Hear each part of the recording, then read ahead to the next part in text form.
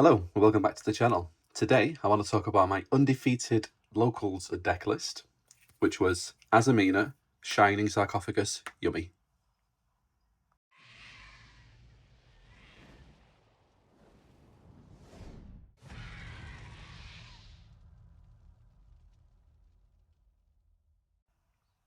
Now at face value you might think that these two engines have got absolutely no business being in the same deck as each other. In my testing I ran a 42 card list, 26 engine, 16 non-engine. So that's a 42 card list and it was incredibly consistent. Pretty much impossible to hand trap. Strong going first, strong going second, and what it does is it adds all of these interlocking, overlapping engines where any one card is 3 omni-negates and full Yummy combo on top of that. So it's borderline impossible to hand trap, and it can still put up decent half boards under the Charmies. Plus this adds those opportunities for going second that wouldn't really be there in your standard Yummy list or standard Yummy Azamina list. I would just ask that you reserve judgments until the end of the video anyway. I went 4-0 with this deck, and honestly, it felt like a cheat code. Some of the people I was up against even complained, like, how are you supposed to play into 3 omni-negates plus full Yummy combo? And that was after I'd been hand trapped 3 times. It just didn't matter. Anyway, like I say, leave your pitchforks at home, reserve judgments until the end of the video, because this, I think, might surprise you and is a lot better than it might initially look. So we're going to start with the Shining Sarcophagus element of the deck. We're running 3 Berry Magician Girl, 3 Shining DMG, 1 Sarcophagus, 1 Magician Souls, 1 Gaze of Timaeus. The Souls, as I think as most people will know by now, is how you extend into your Yummy lines, but the Berry Magician Girl put in so much work for me. I've seen people say take it out of your deck, it's no good, and I think that's the kind of thing that you might say if you haven't tested the deck, particularly tested the deck where you've got Linkuriboh in the extra deck. Let me show you what I mean. So let's say, right, we've got Berry Magician Girl. I don't think anybody would be surprised at this point to know that Berry Magician Girl is 3 omni-negates plus full Yummy combo on top of that as well.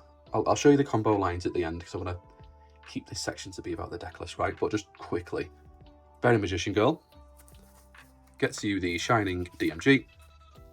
Shining DMG gets you the Sarcophagus. Sarcophagus grabs another Shining DMG, just for card economy, right? We do run Gandora in the extra deck, spoiler alert. Banish DMG to put D-Mod, extra monster zone specifically. Now, we've not for Berry Magician Girl, we'd have to grab Souls here, wouldn't we? So that we can still extend into our Yummy lines, because then when we link off D-Mod for the Gravity Controller, that card's going to get banned, isn't it? I can feel it. We can search now for Gaze of Timaeus instead of searching for Magician Souls, which means we can Gaze of Timaeus, right? We get the Dragoon on board in under 5 summons, and then we synchro for Cupsy, and we start doing Yummy stuff under the protection of a Dragoon. Not only that, we still, going from here, will end on full Yummy combo and an additional 2 omni-negates as well. So that's what happens if it doesn't get interrupted. But it's all well and good showing you like the Twitter combos, right? What happens when your opponent opens no hand traps? Let me show you though why it's so good beyond just what happens if they don't open any hand traps. I mentioned Linkuriboh, right? Normal summon, Berry Magician Girl, but let's say instead it gets interrupted, gets impermed. As long as we've opened another Yummy name, and we will do, right? The deck's crammed full of Yummy names. So, imperm on the Berry Magician Girl. No worries. Link it off. Linkuriboh. Now, because we've got a link 1, special summon the Cupsy, and we just carry on playing like nothing happened. This came up so often in my games, where I'd normal the Berry Magician Girl, it would get interrupted, and not just in this specific scenario, but there were other scenarios as well where, if not for Linkaribo, I just wouldn't have been able to carry on playing. This came up so often, not because necessarily of what the card did itself, but because of what it is and what it enabled. There were so many times where I was playing through 3 hand traps, playing through interruptions that I wouldn't have been able to play through if not for the fact this was in my extra deck. And so with Berry Magician Girl, you normal summoning the Berry Magician Girl, they have to deal with it. But then even if they do, so what? You've just hand looped yourself. Let me show you the Azamina section of the deck and how that helps kind of interact with what I've just showed you there as well. So in the Azamina part of the deck, did things a little bit differently. 2 Witch, 2 Wanted, 1 Eldar Azamina, and this is the Garnet, right? You don't really want to draw this. Not the end of the world if you do, but yeah, you still really don't want to be drawing this if you can help it. I think the standout here is the Debtors.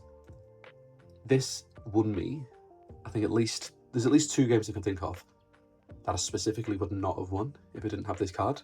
Because in the combo, you end on this, Debtors face down, Deception face up. And this means you can summon the Ilia Sylvia during their turn, as and when you feel like you need it. Because you're already ending with an Omni-Negate on board, then a second Omni-Negate through the Diabell when it brings out the Shackled Dragon. So if you get hit with a Super Poly, or you get hit with a Dark Ruler, you get hit with a Droplet, all 3 of those happened, by the way. So there's 2 Omni-Negates down. No worries. On res, flip over the Debtors, summon Ilia Sylvia, and there's your 3rd Omni-Negate after they've just used their blowout that they thought was going to enable them to play the game. Not only that, this helps you to play around Fubalos as well, because what you can do is give minimal draws and then just activate the Gaze on their turn, right?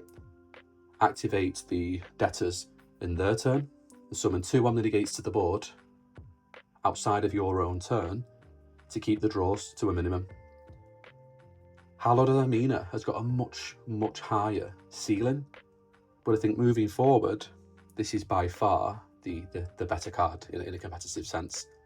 Not only that, it can banish itself from the graveyard on the crackback, Ilia Sylvia, back for free, and yeah, this really put some work in for me. Not only that, this doesn't conflict in the way you'd think it does, right? Because if we open DMG and we open Witch, let's just clear these up. This doesn't conflict at all. Both of these cards lead to full combo, right? Omni-Negates, full Yummy combo, follow-up, crackback, etc.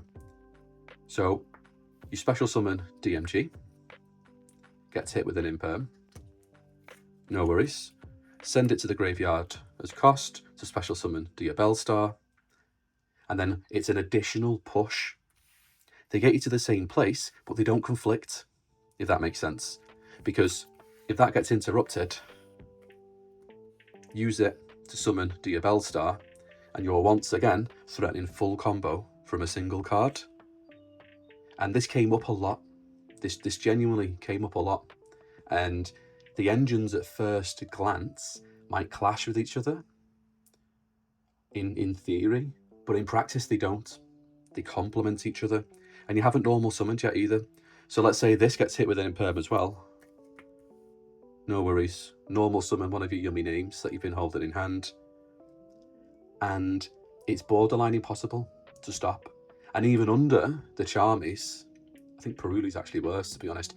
Even under the Charmies, and I did get hit by Charmies, you're still putting up ridiculous boards anyway. I say ridiculous. Ridiculous considering they're a half board that barely gave any draws, right? And so this is why, for me, these engines actually complement each other rather than conflicting. Again, try it yourself before judging, right? Genuinely so much stronger than it would have appeared to be at any kind of initial theory crafting stage. Let me show you the Yummy part of the deck. So this is the Yummy section of the deck. No surprises here, let's face it, right? 3 Cupsy, 3 Marshmallow. We've got a Lollipop and a Cookie, Surprise, and a Minion. Now, if you add up the Yummy names, plus everything I've showed you in here, that's 19 one-card starters, right? That lead to full Yummy combo, protected by multiple Omni Negates. Technically, right, it's actually more than 19 one-card starters. I'll show you what I mean. I mentioned earlier that you don't really want to draw this, but it's not the end of the world if you do, right? Because we play quite a lot of hand traps, and we have level 1 hand traps in our deck. Technically, right, this is a combo starter as well, under, you know, needs must situations, because you can special summon this guy, normal summon an Effect Veiler, which is a tuner, right? Synchro 3 for Metal Marcher, EMZ specifically. Metal Marcher brings back the Effect Veiler, using its effect, link off the Metal Marcher for Gravity Controller. Bear in mind, you'll get to add Wanted or Deception from the Untitled Azamina as well. And then you Synchro 2 for Yummy Cupsy Way. So even this is a combo starter. So let's call it 20. I don't think you can call this a 1-card starter. Let's be real here. But the point I'm making here is that this is a stupidly consistent deck. There's so many different ways to get to your full combo.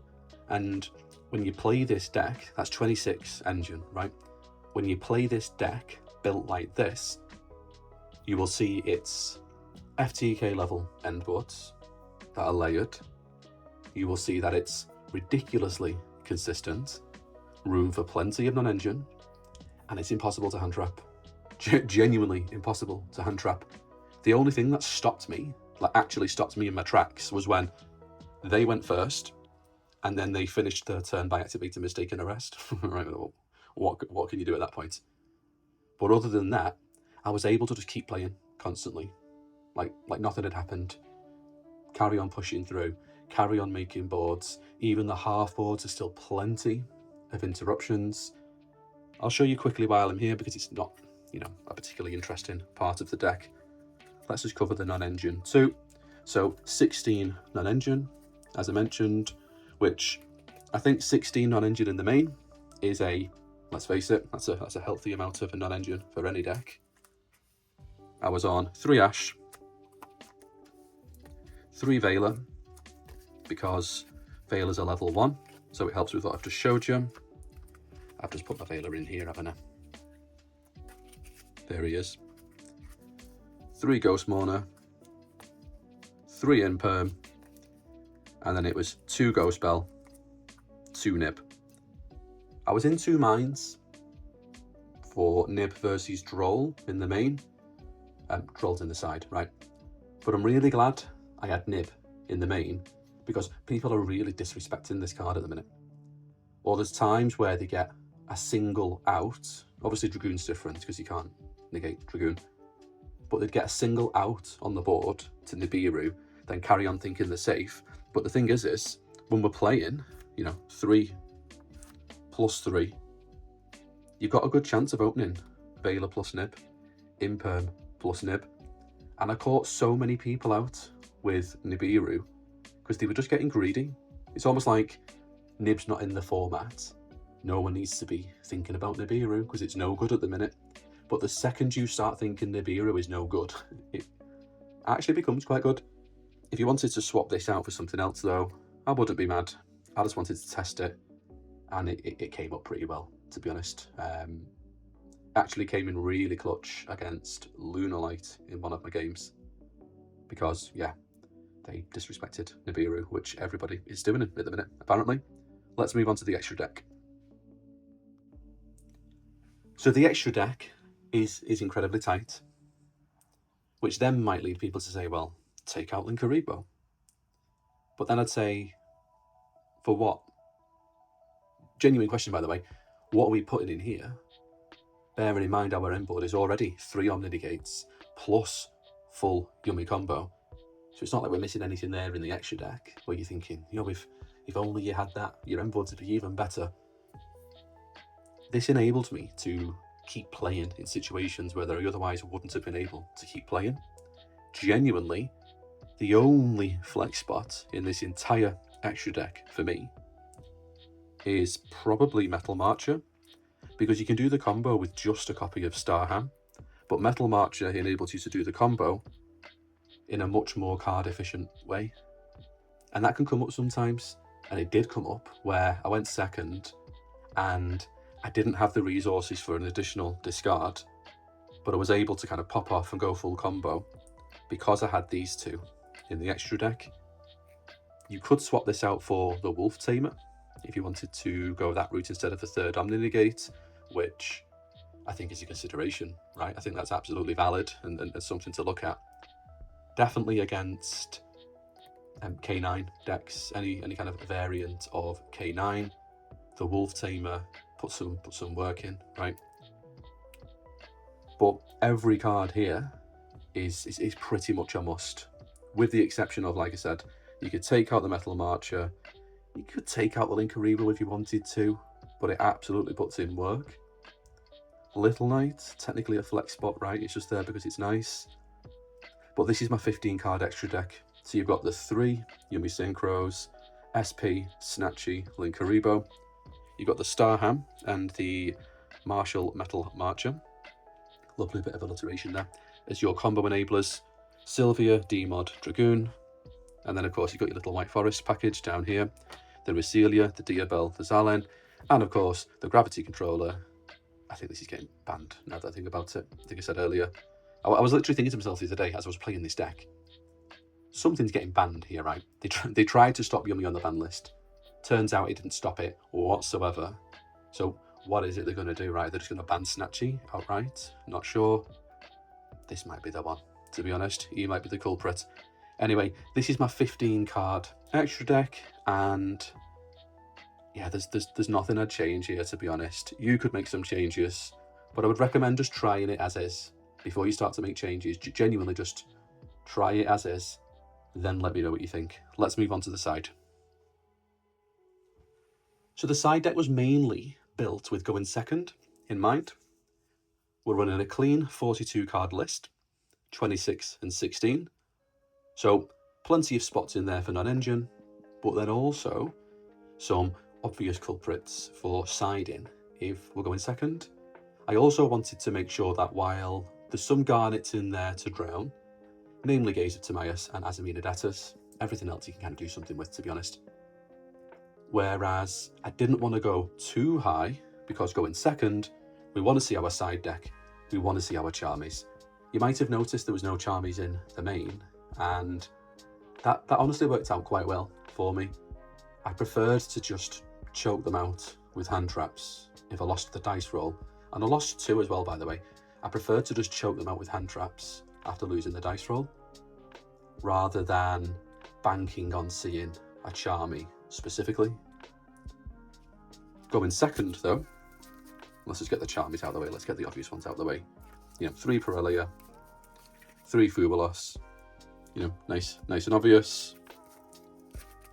Called by and Talents for if we do go first, but the deck's already bonkers going first, so I didn't feel the need to put loads of silver bullets in, right? 2 Droll. You could put 2 Nibiru there, 2 Droll. Maybe there's a different hand trap or non-engine you want to try and include in there, right? This is what felt good for me though.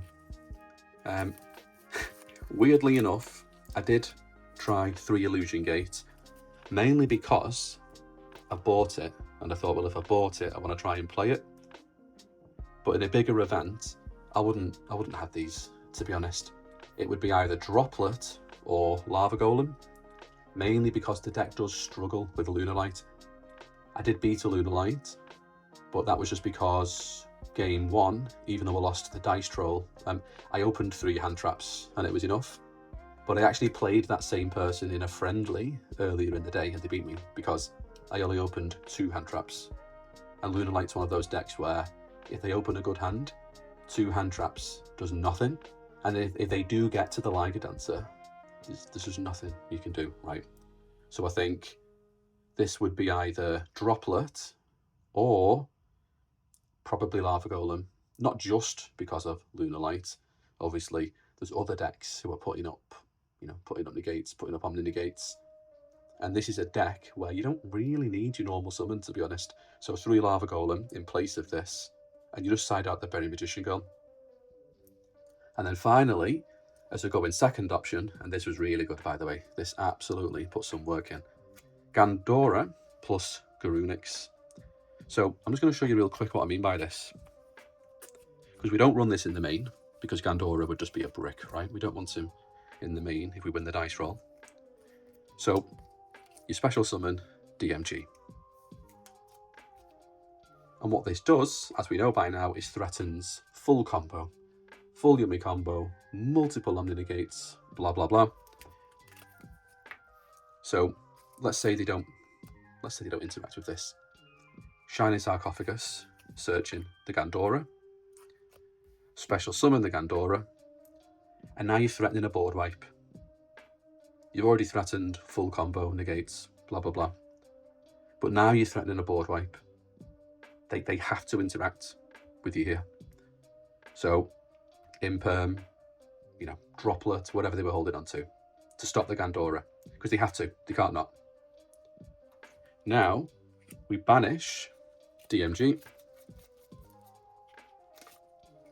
So Dark Magician of Destruction, EMZ specifically. Any response? Because now we're threatening, obviously, some kind of extension. We're threatening the Gaze of Timaeus. We're threatening to get a Dragoon onto the board, which is pressure, right? So we've threatened full combo. We've threatened a board wipe. We're threatening full combo again, or a Dragoon. Any response? They throw some more negates at you. And then we Synchro 8, Xyz 8 for Garunix. Yet another board wipe. So we've now threatened full combo with 2 separate cards, the D-Mod and the DMG. We've threatened 2 separate board wipes. And let's say the D-Mod got through, we managed to get the Gaze. It detaches for cost, so you can target a spell or trap. Detach for cost, any response, because they're going to have a spell or trap. And you're only siding this in, of course, going second. So if you're going second, they're going to have a spell or trap, right? So if you manage to get to your Gaze and they held some interaction back, you've now got that in the graveyard. You're threatening a board wipe again, right? You're threatening your Dragoon. And after all of that, you can just link it off for Gravity Controller anyway. So what we've done here is we've threatened full combo featuring Omni negates, full combo featuring Omni negates again, a board wipe, another board wipe on top of that, a Dragoon, a spell and trap pop. We've threatened all of that from one Dark Magician Girl, and we still haven't normal summoned. So in my testing, I'd side this in for going second, and that one DMG would threaten so much. They had to use the best interactions there and then. They had to be using the negates there and then, because you can't just sit back and watch two consecutive board wipes in a row get threatened. You do all of that, haven't yet normal summoned, and then I remember there was one game where literally I did all of that, burned through negates, burned through Droplet, and then I said normal summon Cupsy, and they went, fuck's sake. I'll probably bleep that out. But yeah, it puts so much pressure onto the board. Genuinely a really good option for going second. Really liked it, and I wouldn't take it out, to be honest. Let me show you the combo route. So Before I show you the main combo line, this deck is one of those all paths lead to Rome type decks. The combo I'm about to show you pretty much applies regardless of what you draw. Like I mentioned, there's 19 one-card starters in the deck. Azamina LZ is actually a starter, if you know the deck, right? But that does require a level 1 tuner, so yeah, not quite a one-card starter, but still not a brick either, if you know what you're doing. All 19 of those starters get you to the same kind of place. And once you understand how it works, you can just kind of apply it to whatever it is you've drawn. You can just apply it to whatever you've drawn and play around the hand traps, because it's the same route, just slight differences. So we've got Berry Magician Girl as the starter. Berry Magician Girl searches for a copy of DMG. We special summon DMG, discarding a blank. DMG grabs the sarcophagus. We'll banish DMG. Demod, specifically in the extra monster zone, of course. Because we've already got our level 1, we can get the Gaze of Timaeus. Link off the Demod. For Gravity Controller, preemptive, rest in peace, this little fella. Definitely not surviving the next ban list. Activate Gaze, putting Demod back into the extra deck, giving us a Dragoon in under 5 summons. Now we're going to synchro 2. Always feels weird that being a synchro with no tuners. Yummy, Cupsy Way, Cupsy Yummy Way. And we're going to search for Marshmallow. And we're going to search for Cupsy. Now I'm showing you this like it's a one-card combo version, right? Even though we've got the blanks here. I'm just showing you the blanks so that you understand what kind of card economy you're left with at the end of all of this. So we discard the Marshmallow. Special summon the Cupsy, because this is on the field. And that is going to get for us a copy of Yummy Surprise. Link this off for Snatchy.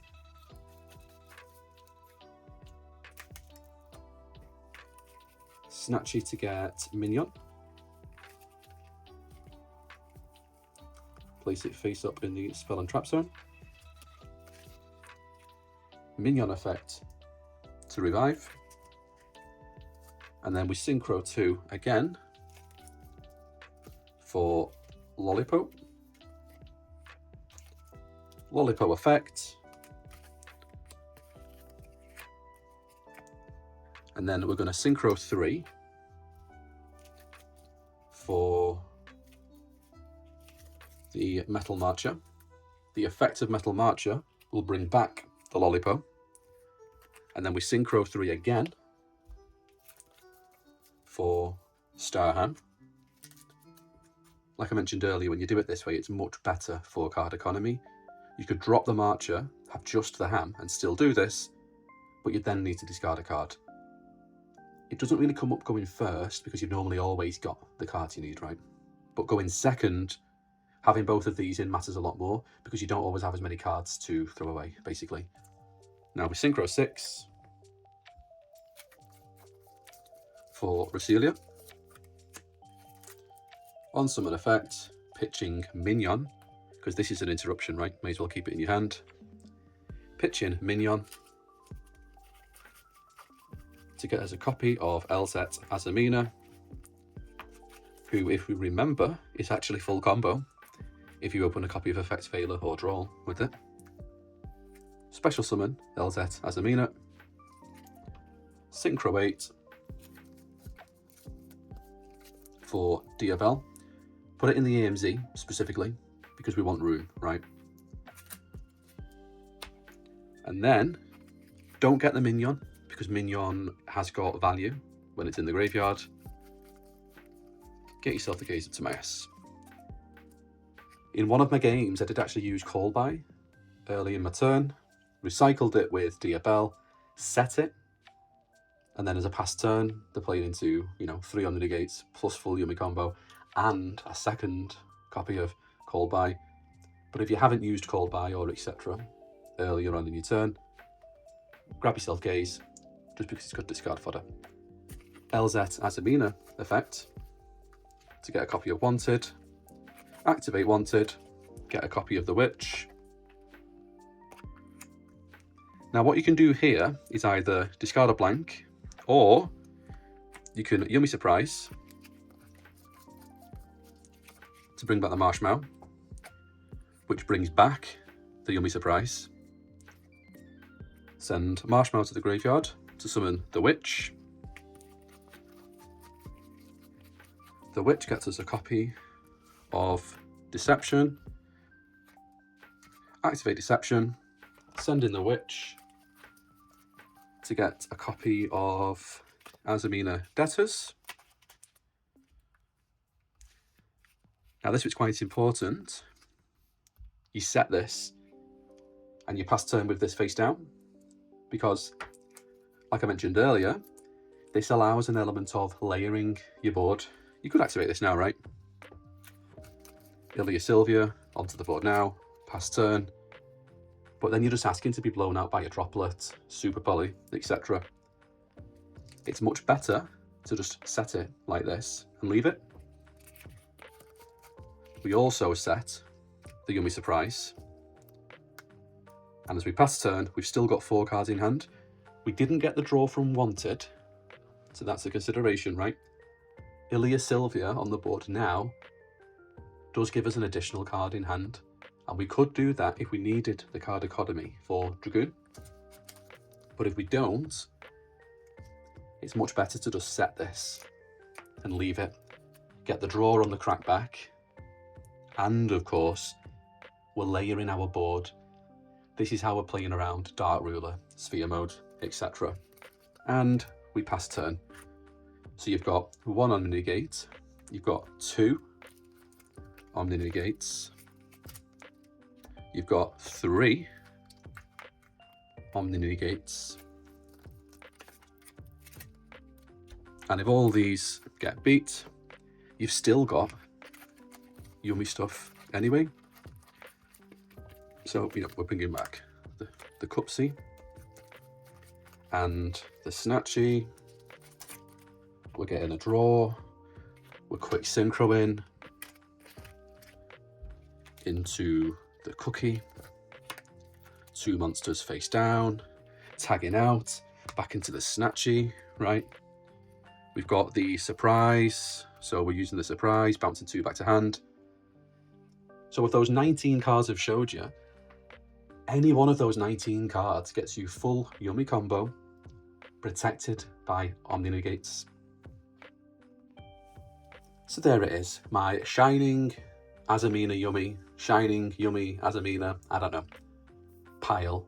I say pile, it's only 42 cards, come on, cut me some slack. That was undefeated at locals. Try this yourself before kind of shooting it down, because I understand that on paper, this should just be a much weaker, worse version of the deck. But in practice, it is genuinely really, really good. This is by far one of the strongest and most competitive and most felt like cheating decks I've played in a long, long time. I think people who watch my channel know that I normally kind of gravitate towards rogue decks, weird and wonderful variants of decks. Not really doing too much content on kind of high level meta, right? Just because there's a lot of other people doing that. There's a lot of other people doing that who, let's face it, probably do it to a higher standard than I'd be able to anyway. So I know my lane. But this has genuinely been the strongest, most, like I said, cheat code deck I've played with in a long, long time. It just felt borderline unfair at times. Try it yourself.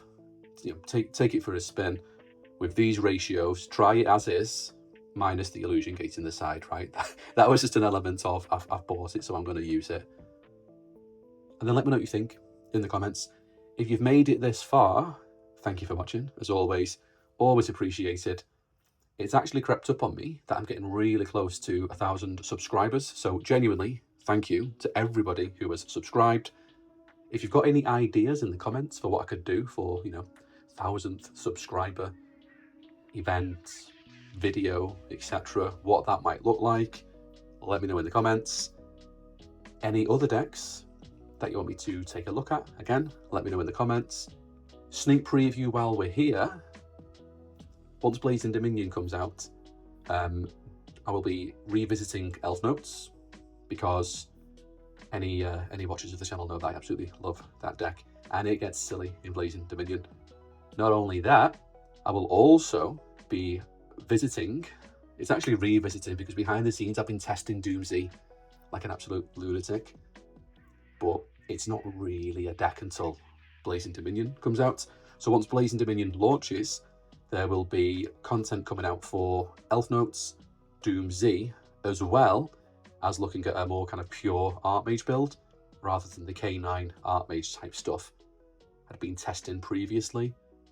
And again, it's one of those where I didn't really want to make a video about K9 Archmage, because if you're interested in that, honestly, just go and check out Distant Coder. The guy's topping regionals with K9 Archmage. So why would you watch my channel when, there's an authority out there, right, making K9 Archmage content already. And he's a nice guy as well, so, check him out if you haven't already. I'm just rambling now, aren't I? Thank you to everybody who's watched, liked, commented, etc. If you're not already a subscriber, would genuinely mean a lot if you could help me in my push to 1,000 subscribers, so we can start getting that YouTube money, right? Get like 3 pence in a whole entire year, which in this economy, every penny matters. Anyway, thanks for watching. Hope to see you in the next one.